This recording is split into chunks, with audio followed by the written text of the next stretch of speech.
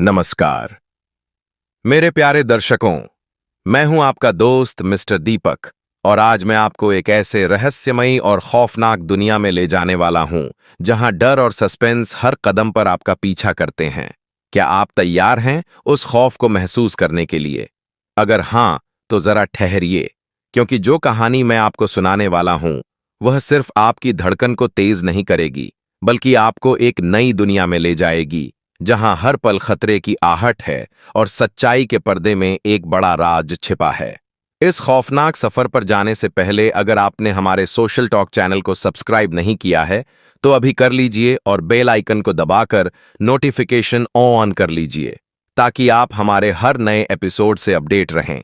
साथ ही इस वीडियो को लाइक और शेयर भी करें ताकि हम और भी खौफनाक कहानियां लाते रहें। क्या आप तैयार हैं? तो चलिए शुरू करते हैं। यह खौफनाक सफर महत्वपूर्ण सूचना। सपोर्ट करने वाले दोस्त का नाम वीडियो के आखिरी में लिया गया है।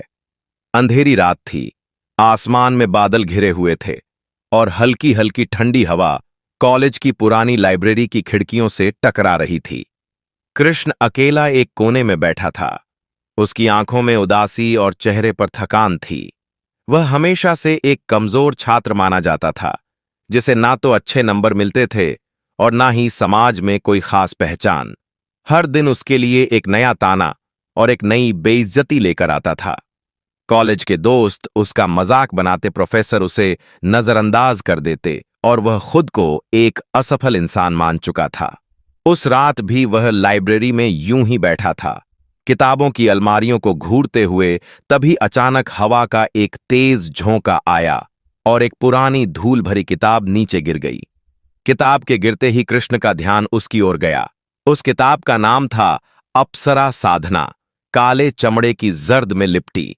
इस किताब पर सुनहरे अक्षरों से कुछ लिखा हुआ था, लेकिन धूल से ढके होने के कारण पढ़ पाना मुश्किल था। कृष्ण ने धीरे से किताब उठाई और उसे झाड़ा। जैसे ही उसने पहला पन्ना पलटा, एक ठंडी लहर उसके शरीर में दौड़ गई।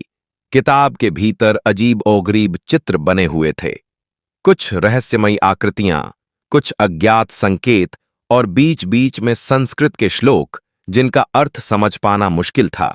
लेकिन एक बात कृष्ण को साफ महसूस हो रही थी, इस किताब में कुछ खास था, कुछ ऐसा जिसे आम लोग नहीं समझ सकते। उसका दिल तेजी से धड़कने लगा। उसने चारों ओर देखा। लाइब्रेरी में सन्नाटा पसरा था। घड़ी की टिक-टिक की आवाज के अलावा कुछ भी सुनाई नहीं दे रहा था। कृष्ण ने किताब को आगे पढ़ना शुरू किया। उसमें लिखा था कि यह साधना करने से एक दिव्य अप्सरा को बुलाया जा सकता है जो हर इच्छा पूरी कर सकती है। कृष्ण को पहले तो यह किसी पुरानी कहानी जैसा लगा, लेकिन फिर उसने सोचा, अगर यह सच हुआ तो उसकी जिंदगी वाकई बदल सकती है। जो लोग उसकी हंसी उड़ाते हैं वे उसके सामने झुक सकते हैं। यह विचार उसके मन में घर कर गया। अचानक हवा और तेज हो गई। ऐसा लगा जैसे कोई उसे देख रहा हो, कोई अदृश्य शक्ति उसके आसपास मंडरा रही हो। उसे अपने ही दिल की धड़कनें तेज सुनाई देने लगी। कृष्ण ने अपने कांपते हाथों से किताब को कसकर पकड़ा और ठंडी सांस लेते हुए सोचा, क्या मैं इसे आजमा सकता हूं? कृष्ण की आंखों में अब एक अजीब सी चमक थी। उसने धड़कते दिल से किताब को और गहराई से पढ़ना शुरू किया। अप्सरा साधना कोई साधारण विधि नहीं थी। यह एक रहस्यमय विद्या थी जिसे करने के लिए व्यक्ति को कई कठिन परीक्षाओं से गुजरना पड़ता था। किताब में विस्तार से लिखा था कि अप्सराएं दिव्य लोक की सुंदर और शक्तिशाली आत्माएं होती हैं जिन्हें साधना द्वारा धरती पर बुलाया जा सकता है। लेकिन यह आसान नहीं था।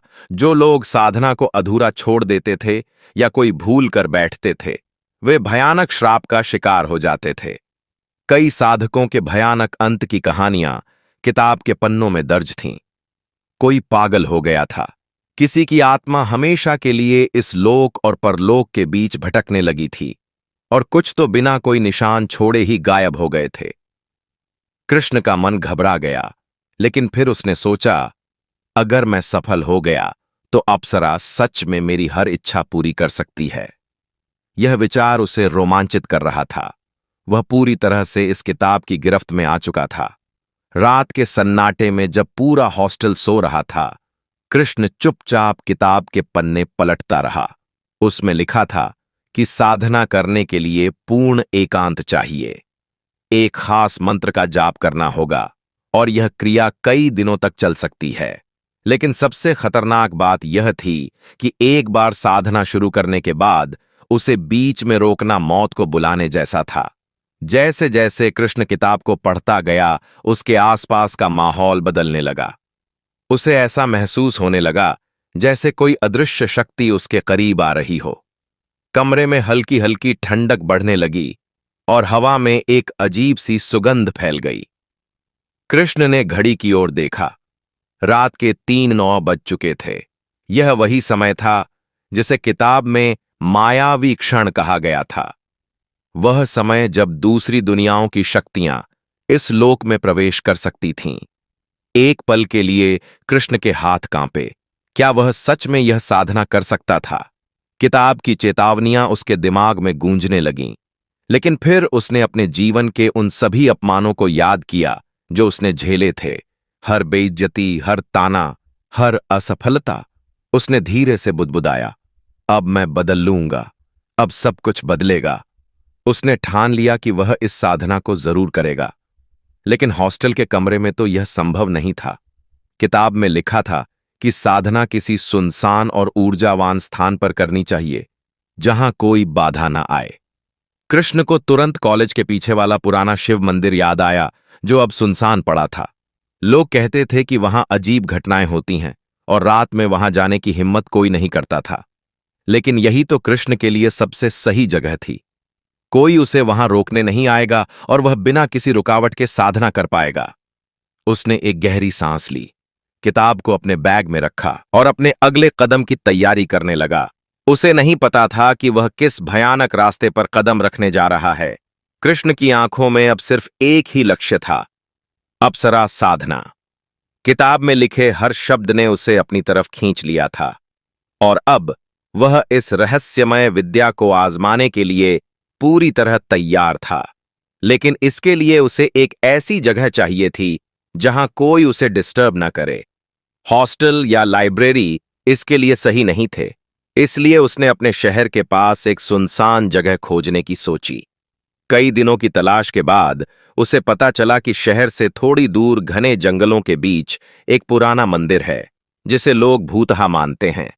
कहा जाता था कि वहां कोई नहीं जाता क्योंकि रात में वहां अजीब अजीब आवाजें आती हैं और कई लोगों ने वहां किसी छाया को देखने का दावा किया था। लेकिन कृष्ण के लिए यही सबसे सही जगह थी। उसने साधना की प्रारंभिक विधियां किताब से पढ़नी शुरू कीं। किताब के अनुसार साधना शुरू करने से पहले साधक को मानसिक और शारीरिक रूप से तैयार होना पड़ता था। मन में किसी भी तरह का भय या संदेह नहीं होना चाहिए, वरना साधना बीच में ही टूट सकती थी और इसके परिणाम भयानक हो सकते थे। कृष्ण ने खुद को मानसिक रूप से तैयार करने की कोशिश की, लेकिन उसके अंदर एक अजीब सा डर लगातार बना हुआ था। साधना के लिए उसे कुछ विशेष सामग्रियों की जरूरत थी।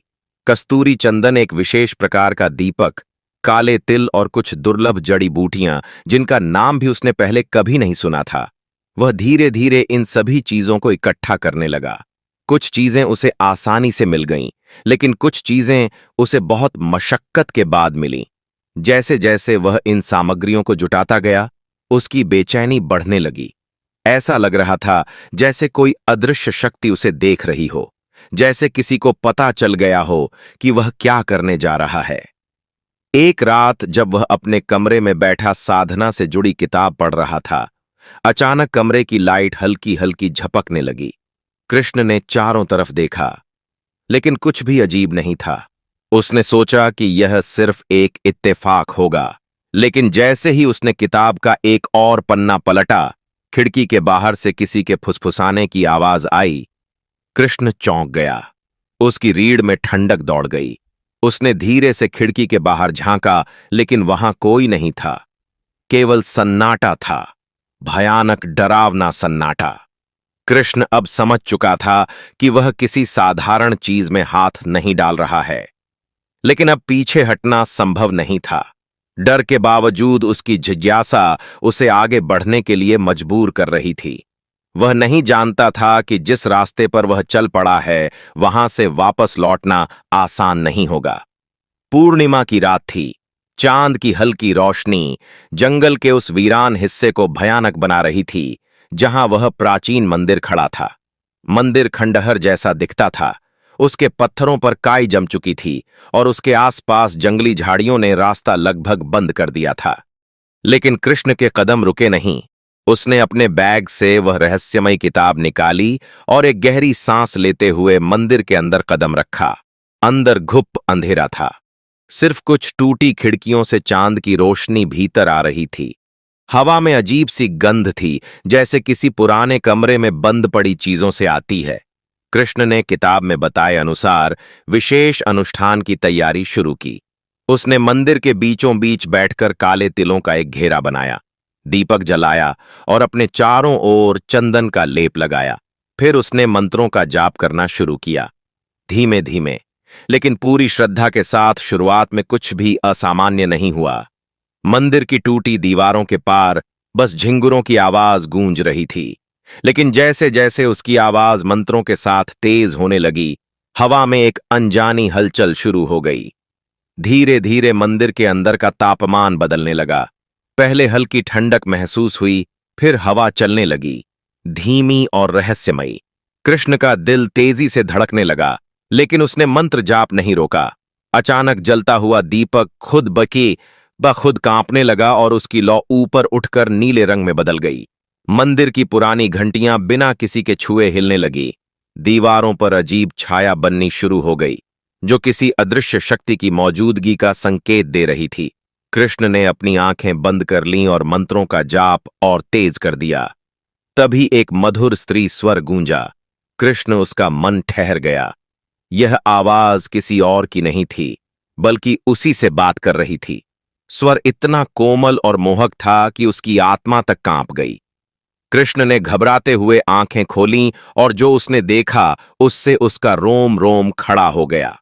उसके सामने एक दिव्य आकृति खड़ी थी, सुनहरी आभा से घिरी हुई, लंबी, सुंदर और अद्भुत। उसकी आंखों में कोई अद्भुत आकर्षण था। उसके गहने हल्की रोशनी में चमक रहे थे और उसकी उपस्थिति ही किसी स्वप्न जैसी लग रही थी। कृष्ण की सांसें रुक गईं। अप्सरा सच में आ चुकी थी। कृष्ण स्तब्ध था। उसकी आंखों के सामने जो खड़ी थी वह कोई साधारण स्त्री नहीं थी, वह एक अप्सरा थी। उसकी चमकती हुई त्वचा चांदनी की तरह उज्ज्वल थी।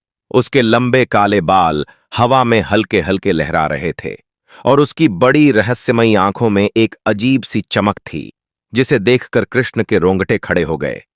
उसने एक हल्की मुस्कान दी, लेकिन उसमें कोई ऐसा रहस्य था जिसे कृष्ण समझ नहीं पा रहा था। कमरे में ठंडक बढ़ गई थी और अप्सरा की मौजूदगी से हवा भारी लगने लगी थी।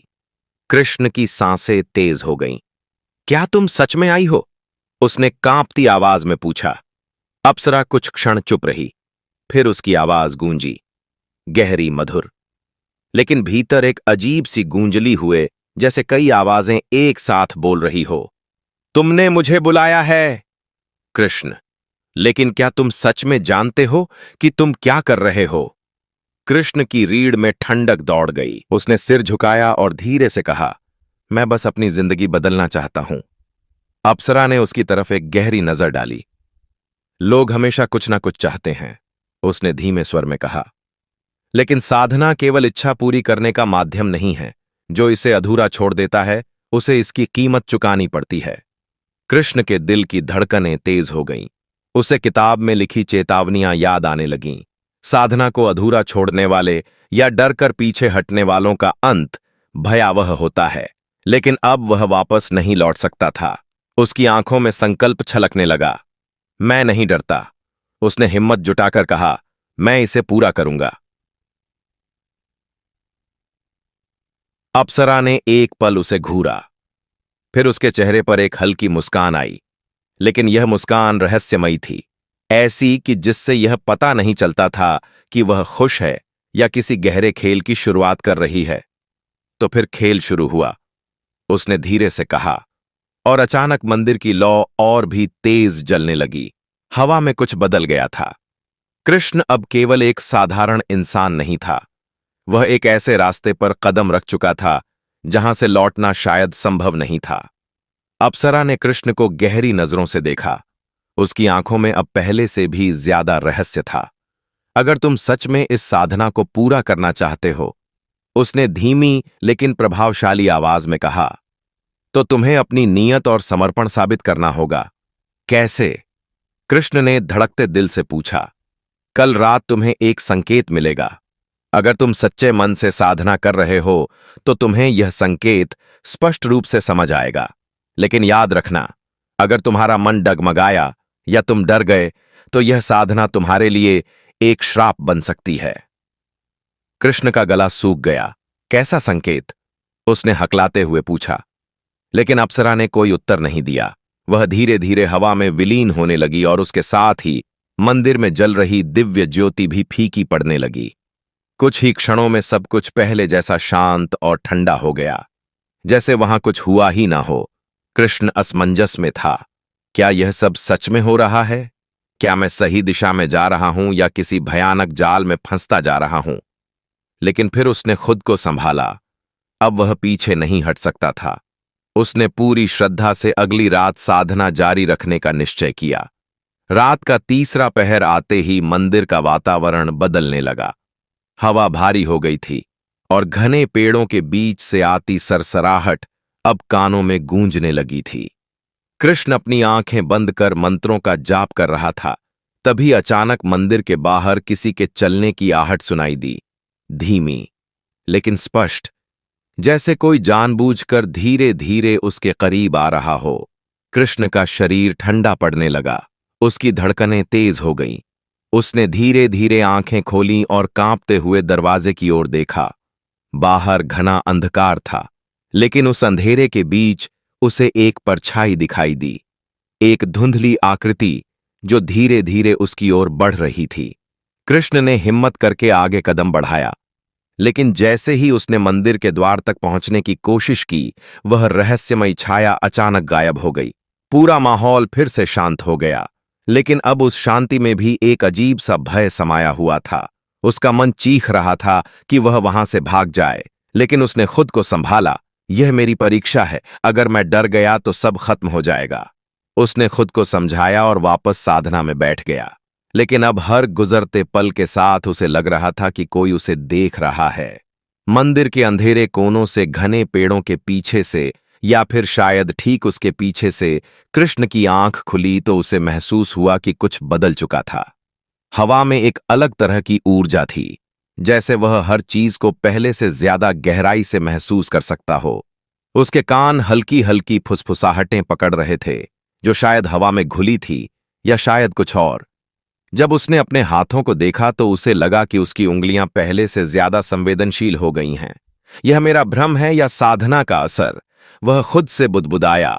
कॉलेज जाते समय भी यह एहसास उसके साथ था। हर व्यक्ति की उपस्थिति अब उसे अधिक तीव्र लग रही थी, जैसे वह उनके मन की हलचल को महसूस कर सकता हो। जब उसने अपने दोस्तों से बात की तो उन्होंने अजीब नजरों से उसकी ओर देखा। एक दोस्त ने कहा, तेरी आंखें कुछ बदली बदली लग रही हैं। कृष्ण बहुत चमक रही है। टीचर्स भी उसे थोड़े अजीब तरीके से देखने लगे, जैसे उसके अंदर कोई अनजानी शक्ति आ गई हो। कुछ छात्र तो उसके पास से गुजरते हुए ठिठकने लगे, जैसे वे उसके भीतर किसी छुपी हुई चीज को देख पा रहे हों। लेकिन कृष्ण के मन में अब संदेह घर करने लगा था। क्या मैं सही रास्ते पर हूं? क्या यह शक्ति सच में मेरी मदद कर रही है या यह किसी और चीज की निशानी है? लेकिन इन सवालों के जवाब सिर्फ एक ही जगह मिल सकते थे, मंदिर में, जहां वह साधना कर रहा था। रात को वह फिर से मंदिर पहुंचा और इस बार माहौल पहले से ज्यादा भारी लग रहा था। जैसे ही उसने मंत्रों का जाप शुरू किया, दीपक की लौ हिलने लगी और मंदिर के अंदर हल्की हल्की घंटियों की ध्वनि गूंज उठी। कृष्ण की धड़कनें तेज हो गई और तभी हवा में एक मधुर सुगंध फैल गई, वही सुगंध जो पिछली रात अप्सरा के आने पर महसूस हुई थी। तुम अब वापस नहीं लौट सकते कृष्ण। वह आवाज सुनकर उसने झट से आंखें खोलीं। सामने वही दिव्य अप्सरा खड़ी थी, पहले से ज्यादा तेजस्वी लेकिन उसकी आंखों में कुछ ऐसा था जिसे देखकर कृष्ण के मन में घबराहट दौड़ गई। उसने चेतावनी भरे स्वर में कहा, अब अगर तुम रुके तो साधना का दंड भी तुम्हें ही मिलेगा। कृष्ण के भीतर एक सिहरन दौड़ गई। अब वह सिर्फ एक राह पर चल सकता था, आगे, क्योंकि पीछे लौटना अब संभव नहीं था। कृष्ण साधना में जितना गहरा उतरता गया, उतना ही उसे महसूस होने लगा कि कोई अनदेखी शक्ति उसे रोकने की कोशिश कर रही थी। हर रात जब वह मंदिर में साधना करने बैठता, तो हवा का बहाव अचानक तेज हो जाता, दीपकों की लौ कांपने लगती और कभी-कभी मंदिर की पुरानी घंटियां बिना किसी कारण अपने आप बज उठती। कृष्ण को अब यह एहसास होने लगा था कि वह सिर्फ अप्सरा की उपस्थिति से नहीं घिरा हुआ था, कोई और भी था जो उसकी इस यात्रा से खुश नहीं था। रातों को उसे अजीब सपने आने लगे। वह खुद को एक अंधेरी जगह में खड़ा पाता, जहां चारों ओर घना कोहरा फैला रहता और कोई अनदेखी परछाई उसके पीछे घूमती रहती। हर बार जब वह उस छाया को देखने की कोशिश करता, तो उसकी रीढ़ में एक ठंडक दौड़ जाती और सपना अचानक टूट जाता। उसका शरीर पसीने से भीग जाता और मंदिर के चारों ओर हल्की हल्की फुसफुसाहटें गूंजती, जैसे कोई छुपकर उसे देख रहा हो। कॉलेज में भी माहौल बदलने लगा। लोग उससे दूरी बनाने लगे, कुछ उसे घूरते और फिर धीरे से बातें करने लगते।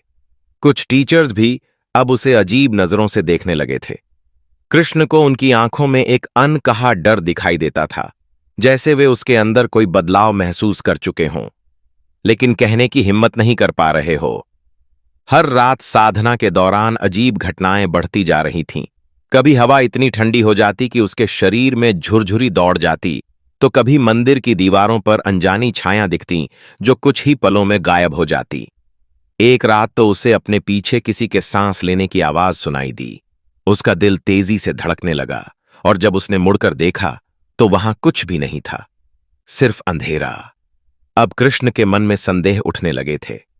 क्या यह सब मेरी साधना का असर है या कोई और शक्ति इसे रोकने की कोशिश कर रही है? लेकिन अब वह पीछे नहीं हट सकता था।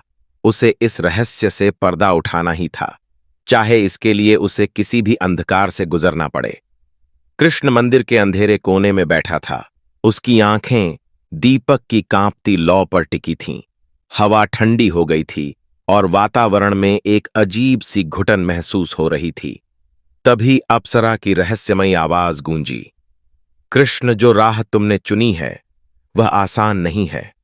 तुम्हें अब समझना होगा कि हर अप्सरा एक जैसी नहीं होती। कुछ तुम्हारी सहायता करेंगी, लेकिन कुछ तुम्हें धोखा देकर विनाश की ओर भी ले जा सकती हैं। कृष्ण का मन संशय से भर गया। तो क्या तुम भी? बोलते बोलते वह रुक गया। अप्सरा ने उसकी तरफ देखा। उसकी आंखों में एक ऐसी चमक थी जिसे पढ़ पाना मुश्किल था। मुझ पर भरोसा करना तुम्हारी मर्जी है, उसने हल्की मुस्कान के साथ कहा। लेकिन याद रखना, जो चीजें तुम्हें दिख रही हैं वे सच भी हो सकती हैं और भ्रम भी। कृष्ण के भीतर अब एक नया डर पैदा हो गया था। क्या मैं किसी छलावे में फंस रहा हूं?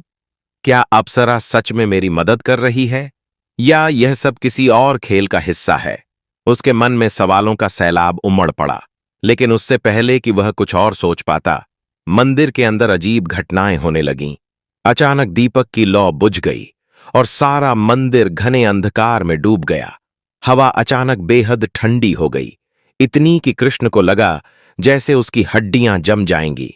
तभी उसके सामने एक भयानक काली छाया प्रकट हुई, एक लंबी विकृत आकृति जिसकी आंखें जलती हुई लाल थीं। वह धीरे धीरे उसकी ओर बढ़ रही थी और उसके कदमों की आहट मंदिर की दीवारों से टकराकर कई गुना डरावनी हो गई थी। कृष्ण का शरीर कांपने लगा। वह अपनी जगह से हिल भी नहीं पा रहा था। यह क्या है? उसने हकलाते हुए पूछा। अप्सरा की आवाज अचानक गंभीर हो गई। शांत रहो कृष्ण, अगर तुम डर गए तो यह छाया तुम्हें निगल जाएगी। मंत्रों का जाप करो। कृष्ण की सांसें तेज हो गईं, लेकिन उसने जैसे तैसे खुद को संभाला और मंत्रों का उच्चारण शुरू किया। उसकी आवाज कांप रही थी, लेकिन जैसे जैसे वह मंत्र दोहराता गया, मंदिर के अंदर की ऊर्जा बदलने लगी। वह काली छाया एक बार ठहरी, फिर एक दर्दनाक चीख के साथ हवा में घुलकर गायब हो गई। मंदिर में फिर से शांति छा गई। लेकिन कृष्ण जानता था कि यह केवल एक शुरुआत थी। वह अब एक ऐसे रहस्य में फंस चुका था जहां हर कदम उसे एक नए खतरे की ओर ले जा रहा था। मंदिर के अंधेरे कोनों में सन्नाटा पसरा था, लेकिन कृष्ण के भीतर एक नई ऊर्जा का संचार हो चुका था। अप्सरा उसके सामने खड़ी थी। उसकी आंखों में वही रहस्यमयी चमक थी जो हर बार कृष्ण को असमंजस में डाल देती थी। अब तुम पहले जैसे नहीं रहे कृष्ण, साधना ने तुम्हें बदल दिया है। अप्सरा की आवाज गूंजी। कृष्ण ने अपने हाथों को देखा। उसकी उंगलियों के आसपास हल्की रोशनी सी लहराने लगी थी। अप्सरा ने चेतावनी दी, यह शक्ति है, लेकिन इसके साथ जिम्मेदारी और खतरे भी आते हैं। कृष्ण को पहली बार अपनी नई शक्ति का एहसास तब हुआ जब वह कॉलेज पहुंचा। जैसे ही उसने अपने एक पुराने दुश्मन विक्रम को देखा, उसके मन में अजीब सा कंपन हुआ। अचानक उसे महसूस हुआ कि विक्रम उसके खिलाफ कोई चाल चलने वाला है। कृष्ण ने उसकी आंखों में देखा और एक पल के लिए उसे ऐसा लगा जैसे वह विक्रम के भीतर छुपी नफरत को पढ़ सकता है। कुछ ही क्षणों बाद विक्रम ने अपने दोस्तों से धीमे स्वर में कुछ कहा और कृष्ण के पास आने लगा। लेकिन इस बार कृष्ण तैयार था। जब विक्रम ने उसे धक्का देने की कोशिश की तो कृष्ण ने बिना छुए ही उसे एक अजीब सी शक्ति से पीछे हटने पर मजबूर कर दिया। विक्रम के चेहरे पर भय साफ छलक रहा था, जैसे उसने कुछ ऐसा देख लिया वह समझ नहीं पा रहा था जो उसे नहीं देखना चाहिए था। कृष्ण समझ गया कि अब उसमें कोई अनदेखी शक्ति आ चुकी थी, लेकिन यह एहसास जितना रोमांचक था उतना ही डरावना भी। अगर यह शक्ति उसकी रक्षा कर सकती थी तो क्या यह किसी अनहोनी को भी न्योता दे सकती थी? अप्सरा की बात उसके दिमाग में गूंजने लगी, तुम्हारी असली परीक्षा अभी बाकी है। अब साधना को अगले स्तर पर ले जाना होगा, लेकिन याद रखना, जितनी गहरी साधना होगी उतना ही बड़ा खतरा भी होगा। कृष्ण ने ठान लिया कि वह इस शक्ति का सही उपयोग करेगा, लेकिन इसके लिए उसे और कठिन अनुष्ठान करने होंगे। मंदिर में अब उसे साधारण साधना से आगे बढ़कर गढ़ विधियों का अभ्यास करना था। वह जानता था कि यह रास्ता आसान नहीं होगा, लेकिन अब पीछे हटना भी संभव नहीं था। उसने फैसला कर लिया, वह अपनी साधना को और गहराई से करेगा, चाहे इसके लिए उसे किसी भी परीक्षा से क्यों ना गुजरना पड़े। कृष्ण की साधना गहराती जा रही थी और उसके साथ ही उसकी शक्तियां भी बढ़ने लगी थीं। अब वह चीजों को पहले से कहीं ज्यादा तीव्रता से महसूस कर सकता था। हवा में होने वाले हल्के से बदलाव, आसपास की ऊर्जाओं की गति, यहां तक कि लोगों के मन में उठने वाले विचारों की झलक भी उसे मिलने लगी थी। उसकी छठी इंद्रिय जागृत हो रही थी। जब वह किसी कमरे में प्रवेश करता तो बिना देखे ही समझ जाता कि वहां कौन कौन मौजूद है और किसके मन में क्या चल रहा है। यह अनुभव उसे रोमांचित कर रहा था, लेकिन कहीं ना कहीं एक अनजाना डर भी उसके मन में घर कर रहा था। एक रात जब वह मंदिर में साधना कर रहा था तो अचानक उसे महसूस हुआ कि कोई उसके चारों ओर घूम रहा है। उसने आंखें खोलीं, लेकिन वहां कोई नहीं था। फिर भी किसी अदृश्य शक्ति की उपस्थिति इतनी प्रबल थी कि उसकी रीढ़ में ठंडी लहर दौड़ गई। तुम अब ऊर्जा को महसूस कर सकते हो। कृष्ण अप्सरा की रहस्यमयी आवाज गूंजी। लेकिन याद रखना, यह शक्ति जितनी बड़ी है उतना ही बड़ा इसका बोझ भी है।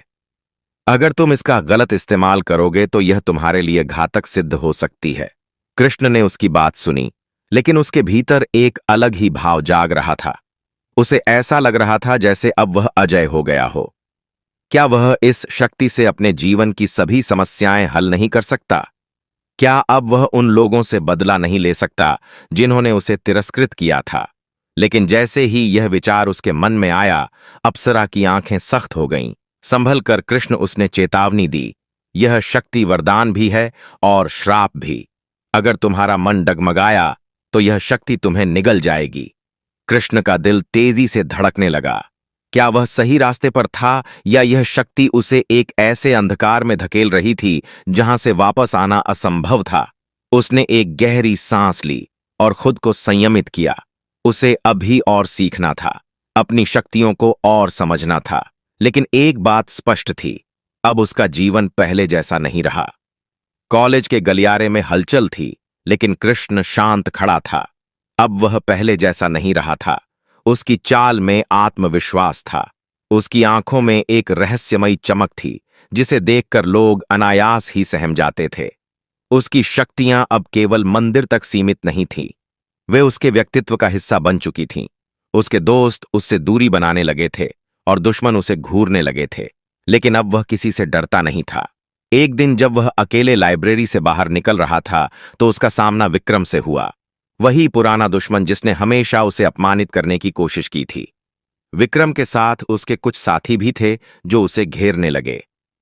काफी बदल गए हो, कृष्ण विक्रम ने व्यंग से कहा, लेकिन देखते हैं क्या तुम अभी भी वैसे ही कमजोर हो।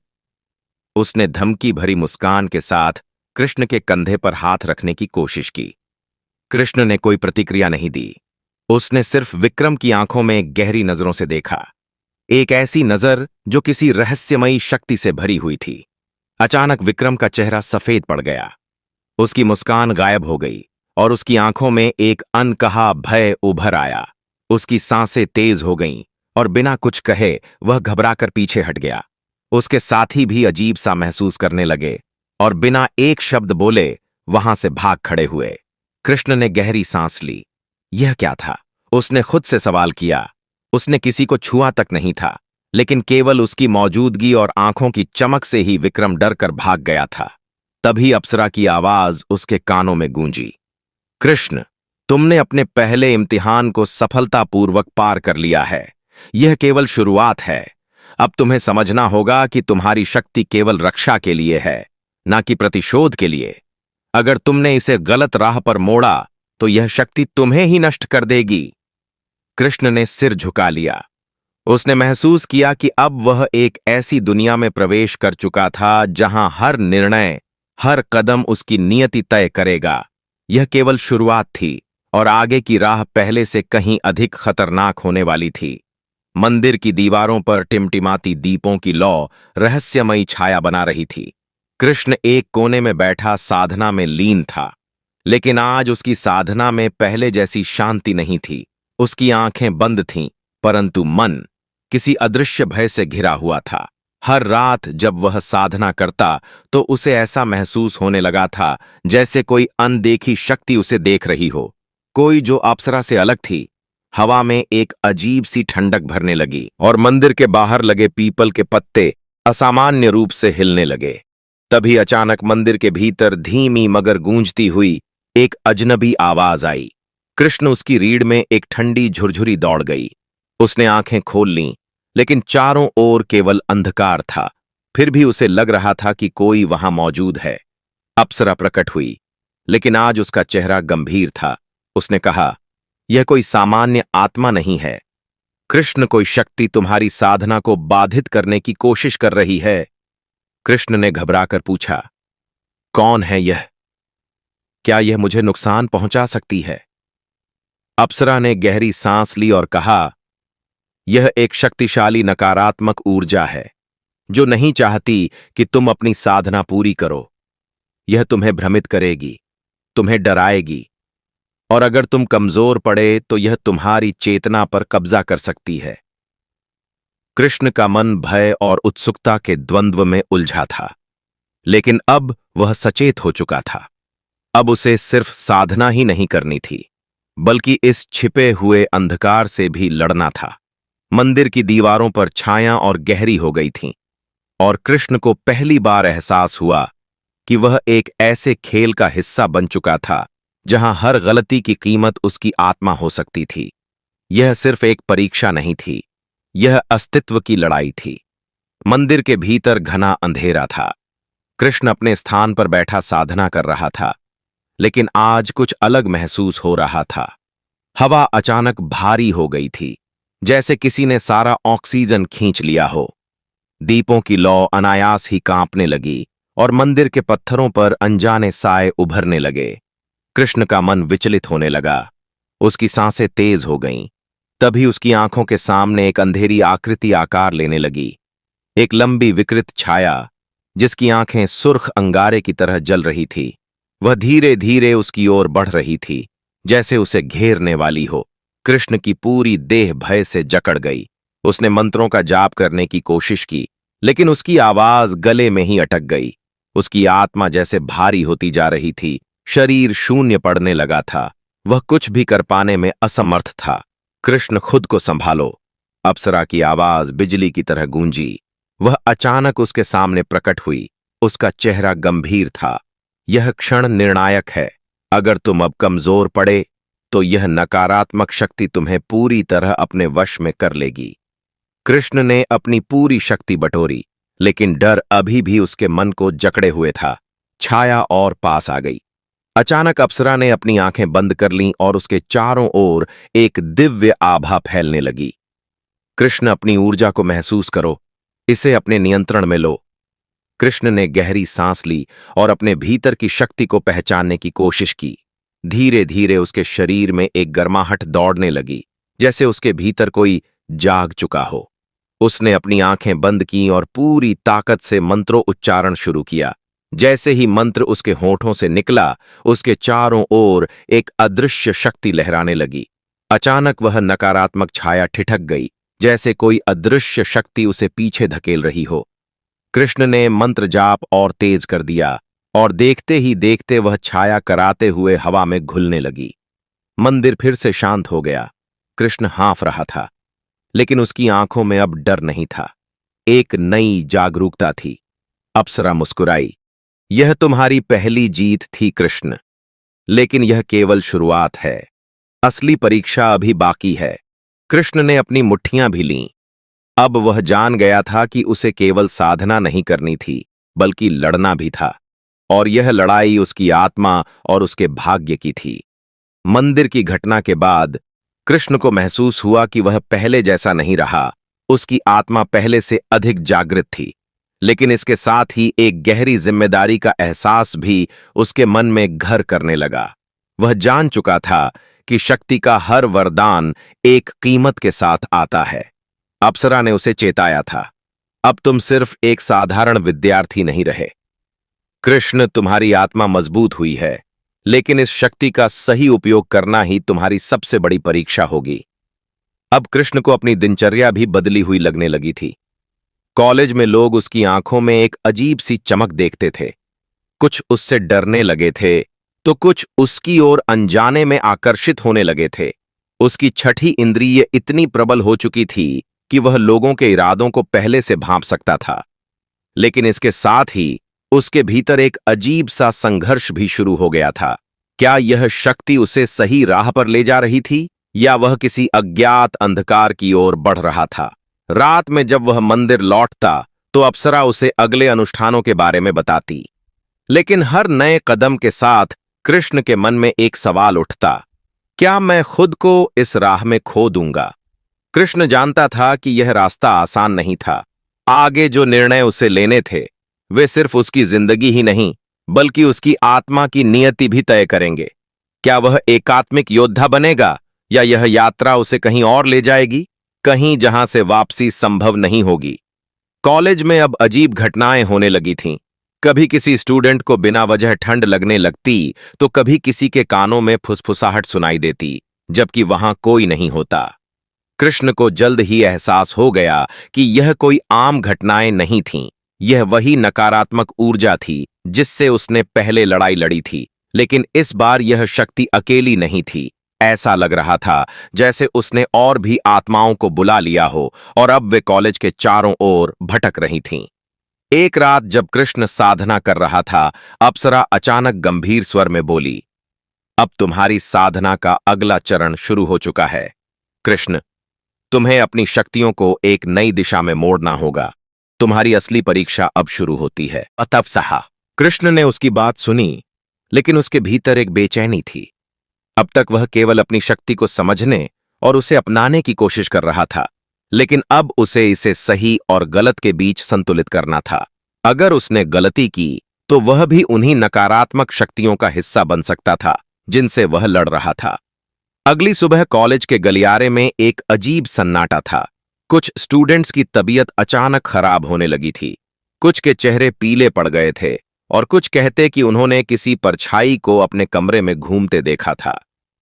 कृष्ण जानता था कि यह कोई सामान्य बीमारी नहीं थी, यह किसी अज्ञात शक्ति का असर था।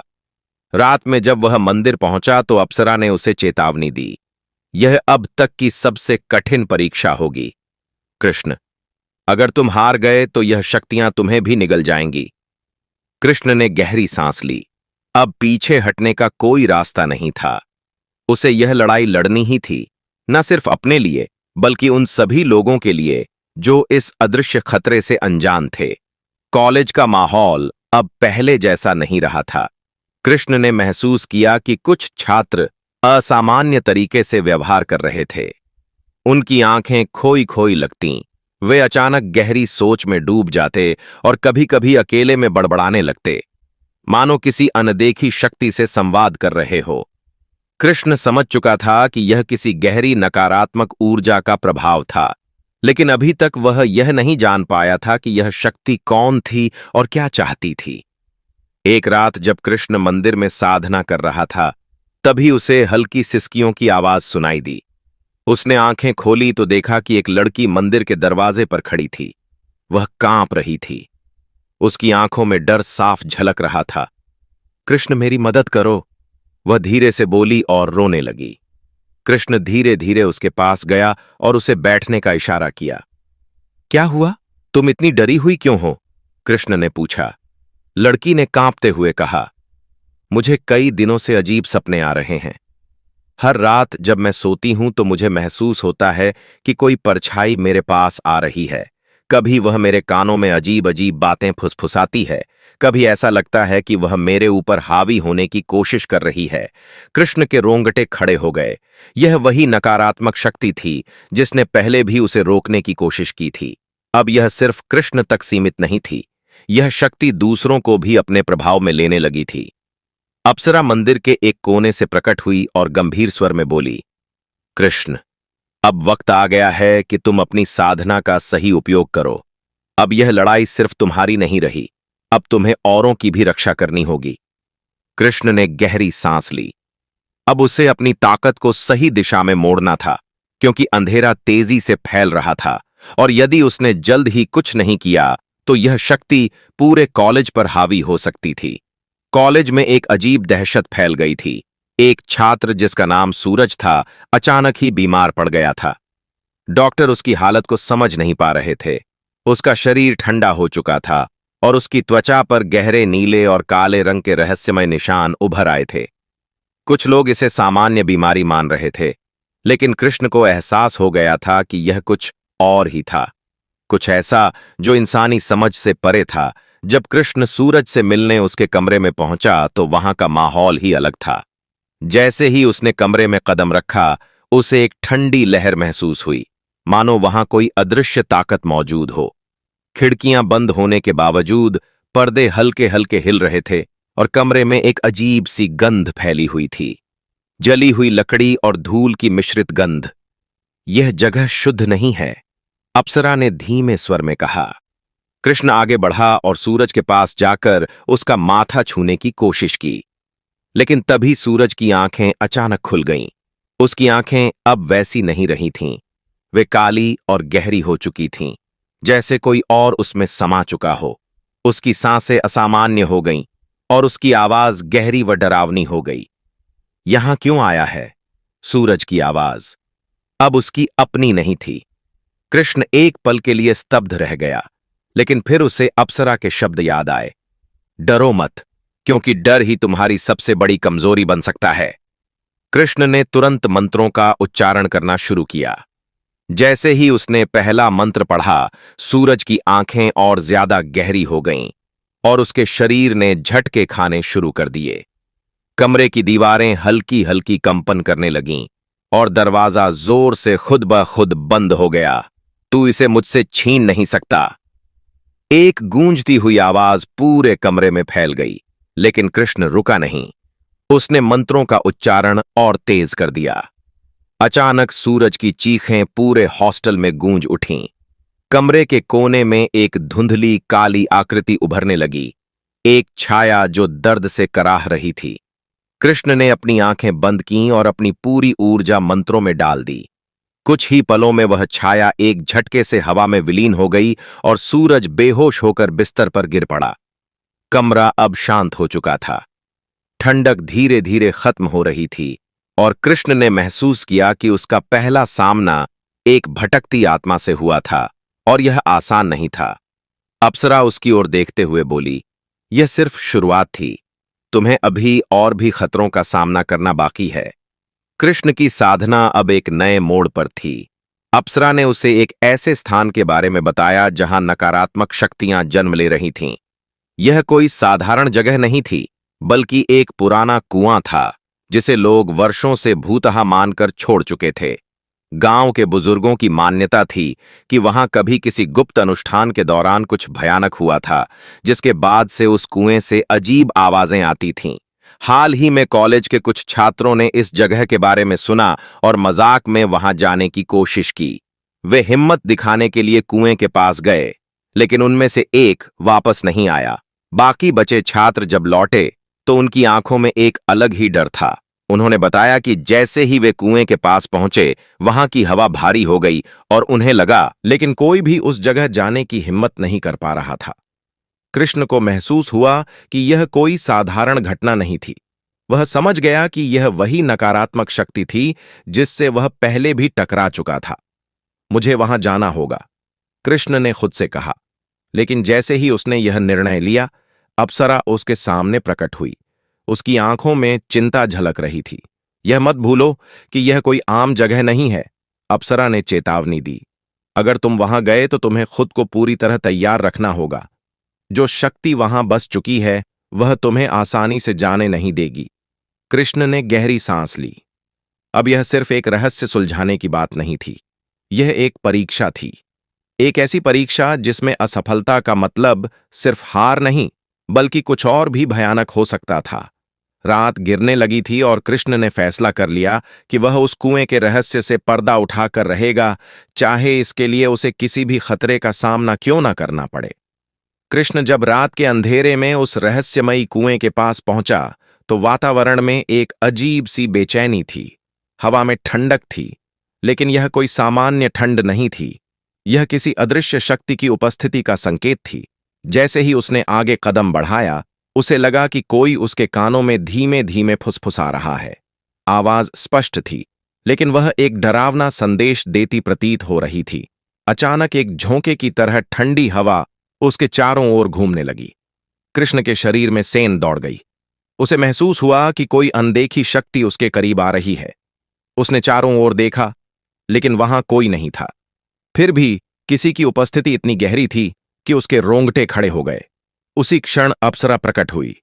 उसकी आंखों में एक गंभीर चेतावनी थी। उसने धीरे से कहा, यहां एक आत्मा कैद है, इसे मुक्त करना होगा, वरना इसकी नकारात्मक ऊर्जा बढ़ती ही जाएगी।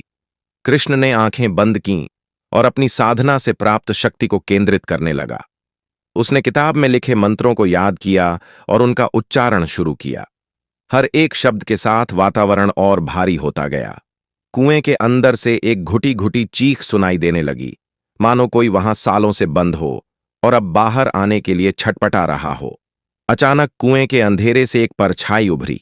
यह कोई आम छाया नहीं थी, यह एक भटकती आत्मा थी जो क्रोध और पीड़ा से भरी हुई थी। उसकी आंखें सुर्ख थीं और उसकी आकृति लगातार बदल रही थी। जैसे ही उसने कृष्ण की ओर देखा, वह तेजी से उसकी तरफ बढ़ी। परछाई कृष्ण पर झपट पड़ी, लेकिन इस बार कृष्ण घबराया नहीं। उसने अपनी साधना में सीखी गई शक्तियों का प्रयोग किया और अपनी ऊर्जा को केंद्रित करके मंत्र जाप जारी रखा। परछाई जैसे ही उसके करीब पहुंची, एक अदृश्य दीवार की तरह उसकी ऊर्जा ने उसे पीछे धकेल दिया। आत्मा चीखी, उसकी आवाज दर्द और गुस्से से भरी हुई थी।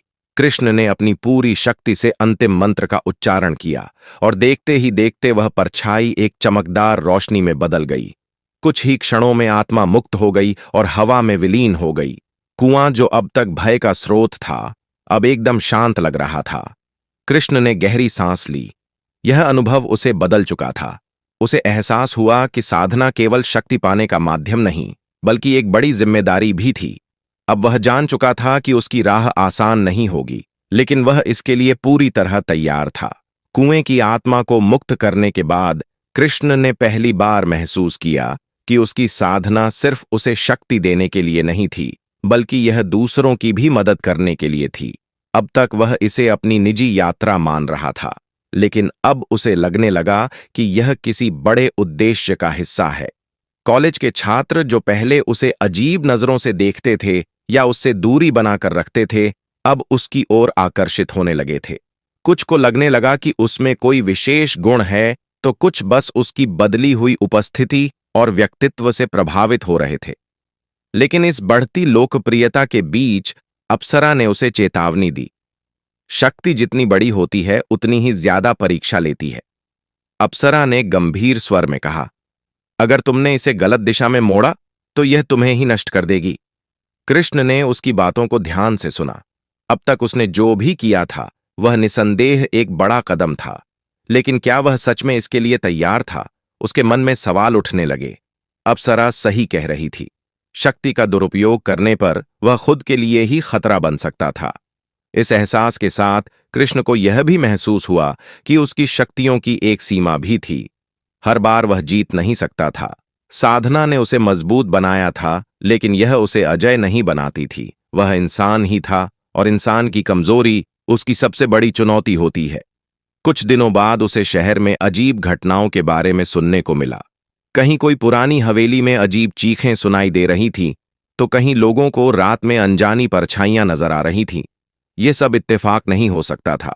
कृष्ण ने महसूस किया कि सिर्फ कुएं की आत्मा ही नहीं, बल्कि शहर में और भी कई जगहों पर नकारात्मक ऊर्जाएं सक्रिय थीं।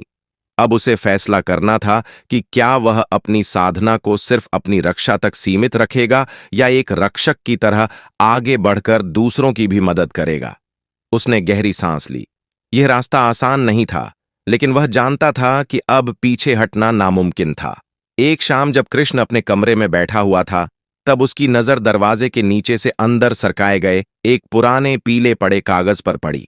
उसने झुककर वह कागज उठाया और उसे खोलते ही एक अजीब सी ठंडी लहर उसके शरीर में दौड़ गई। यह एक पत्र था, लेकिन इसे किसने लिखा था यह साफ नहीं था। पत्र के शब्द उतने ही रहस्यमयी थे जितना उसका स्रोत। यदि तुम सच में शक्तिशाली हो और अपनी साधना में प्रवीण हो, तो अकेले इस पते पर आओ, वहां तुम्हारी परीक्षा होगी। पत्र के अंत में एक जगह का नाम लिखा था, शहर के बाहरी इलाके में स्थित एक पुरानी सुनसान हवेली। कृष्ण ने पत्र को ध्यान से पढ़ा और सोच में पड़ गया। यह स्पष्ट था कि कोई उसे वहां बुला रहा था, लेकिन कौन और क्यों? उसने अप्सरा को यह पत्र दिखाया, जिसने इसे देखते ही गंभीर स्वर में कहा, यह एक जाल भी हो सकता है। कृष्ण हर चुनौती स्वीकार करना बुद्धिमानी नहीं होती, लेकिन कृष्ण ने निर्णय ले लिया था। अब वह किसी भी स्थिति के लिए तैयार था, और यदि कोई उसे चुनौती दे रहा था तो उसे स्वीकार करना ही होगा। अप्सरा ने एक बार फिर चेतावनी दी, लेकिन उसने अपनी साधना और शक्ति पर भरोसा रखा और हवेली जाने का फैसला किया। रात होते ही वह बताए गए स्थान की ओर बढ़ा। हवेली एक पुरानी टूटी फूटी इमारत थी जो अंधेरे में और भी डरावनी लग रही थी। जैसे ही उसने कदम अंदर रखा, एक ठंडी हवा चली और उसके पीछे का दरवाजा अपने आप बंद हो गया। चारों ओर घना अंधेरा था, जिसमें सिर्फ उसकी सांसों की आवाज सुनाई दे रही थी। अचानक हवेली के भीतर एक अजीब सी गूंज उठी। यह किसी की आवाज थी, गहरी, रहस्यमयी और चुनौतीपूर्ण। कृष्ण, यदि तुम सच में अपनी साधना में प्रवीण हो तो साबित करो। कृष्ण की रीढ़ में एक ठंडी सनसनी दौड़ गई। अब वह अकेला था, एक रहस्यमयी शक्ति से घिरा हुआ, और उसे अपनी ताकत का असली इम्तिहान देना था। जैसे ही कृष्ण ने हवेली के भीतर कदम बढ़ाया, उसे एक अजीब सा एहसास हुआ। वातावरण में घनी ठंडक थी और चारों ओर गूंजती सरसराहटें उसकी रीढ़ में सहरन पैदा कर रही थीं। दीवारों पर धीरे धीरे हलचल होने लगी और अचानक गुप्त अंधेरे में कुछ छायां उभरने लगीं। पहले वे धुंधली थीं, लेकिन कुछ ही क्षणों में उनका आकार स्पष्ट होने लगा।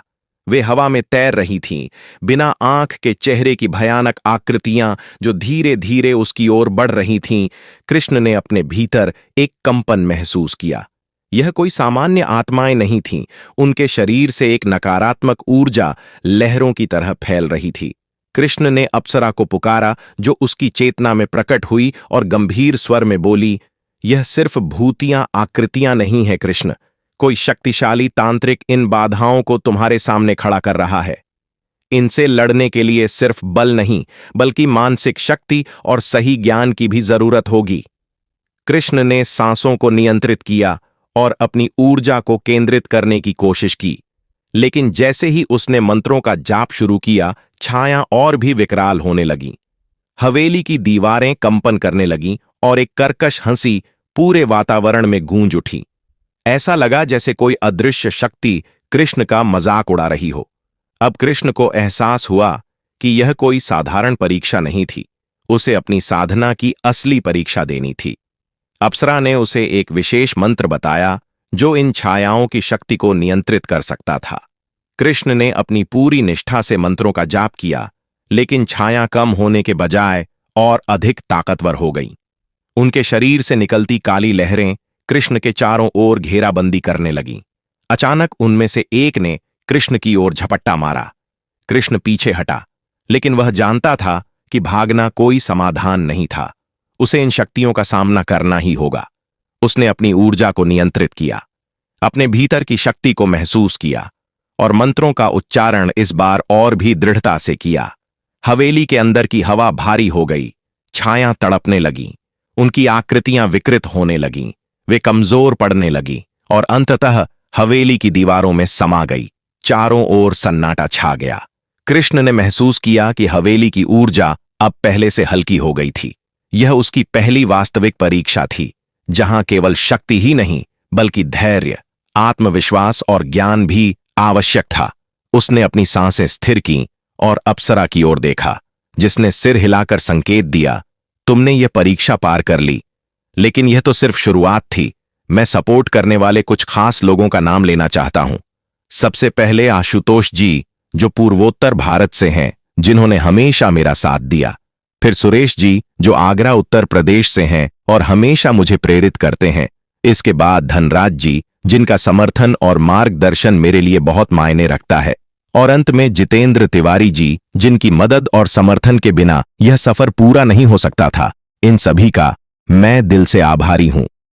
तो दोस्तों, यह थी हमारी आज की खौफनाक कहानी। उम्मीद है कि आपने इसे उतने ही दिलचस्प और खौफनाक तरीके से सुना जितनी हमारे लिए यह कहानी बताने में मजा आया।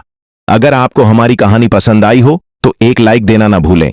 और अगर आपने अभी तक हमारे सोशल टॉक चैनल को सब्सक्राइब नहीं किया है तो तुरंत सब्सक्राइब कर लें। साथ ही इस वीडियो को अपने दोस्तों के साथ शेयर करें ताकि और भी लोग हमारे इस डरावने सफर का हिस्सा बन सकें। अगर आपके पास भी कोई खौफनाक अनुभव है तो कमेंट में हमें जरूर बताएं। और हां, बेल आइकन दबाना ना भूलें ताकि आप हमारे अगले खौफनाक एपिसोड से भी अपडेट रह सकें। हम जल्द ही वापस आएंगे एक और नए खौफनाक अनुभव के साथ। तब तक के लिए मैं आप लोगों के लिए अगली स्टोरी क्रिएट कर रहा हूं। धन्यवाद। नमो बुद्धाय।